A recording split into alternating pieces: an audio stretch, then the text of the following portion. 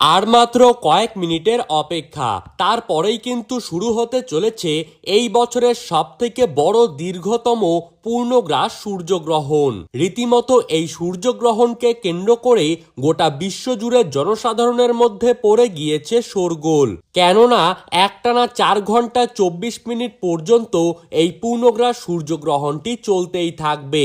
বিশেষ করে গর্ভবতী মায়েদের ওপর এই সূর্যগ্রহণের সবথেকে বেশি প্রভাব পড়তে পারে। যে কোনো ভুল ত্রুটি করলেই জীবনে কিন্তু ঘনিয়ে আসতে পারে ভয়ঙ্কর বিপর্যয়। তাই এই সময় আপনাকে গ্রহণের নিয়ম কানুন অত্যন্ত যত্ন সহকারে পালন করতে হবে।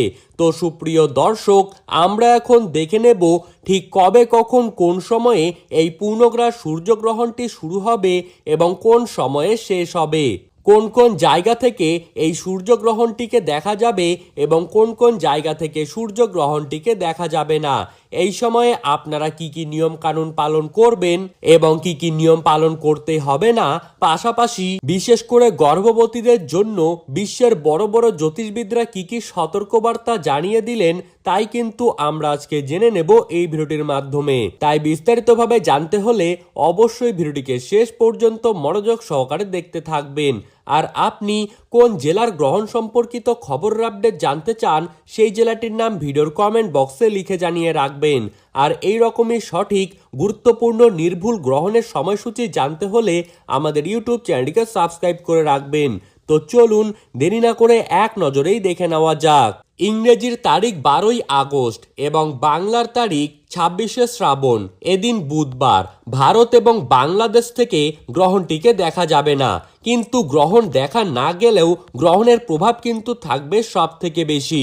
ভারতীয় সময়সূচি অনুযায়ী গ্রহণটি শুরু হবে রাত্রি 9টা বেজে 4 মিনিটে, পূর্ণগ্রাস শুরু হবে রাত 10টা বেজে 30 মিনিটে, সর্বোচ্চ গ্রহণ চলবে রাত 10টা বেজে 53 মিনিটে, পূর্ণগ্রাস শেষ হবে রাত 12টা বেজে 2 মিনিটে, আর সম্পূর্ণভাবে গ্রহণটি শেষ হয়ে যাবে পরের দিন রাত 1টা বেজে 27 মিনিটে। বাংলাদেশের সময়সূচি অনুযায়ী গ্রহণটি শুরু হবে রাত্রি 9টা বেজে 34 মিনিটে, পূর্ণগ্রাস শুরু হবে রাত 11টা মিনিটে, সর্বোচ্চ গ্রহণ চলবে রাত 11টা বেজে 23 মিনিটে, পূর্ণগ্রাস শেষ হবে পরের দিন রাত 12টা বেজে 32 মিনিটে এবং গ্রহণ পুরোপুরিভাবে শেষ হয়ে যাবে রাত 1টা বেজে 57 মিনিটে। America, Europe, France, Italy, Germany এই সমস্ত দেশে কিন্তু গ্রহণটিকে দিনের বেলাতেই দেখা যাবে। আর ভারত এবং বাংলাদেশের সময় অনুযায়ী যেহেতু গ্রহণটি রাতের বেলায় হচ্ছে, সেহেতু ভারত এবং বাংলাদেশ থেকে গ্রহণটিকে দেখা যাবে না।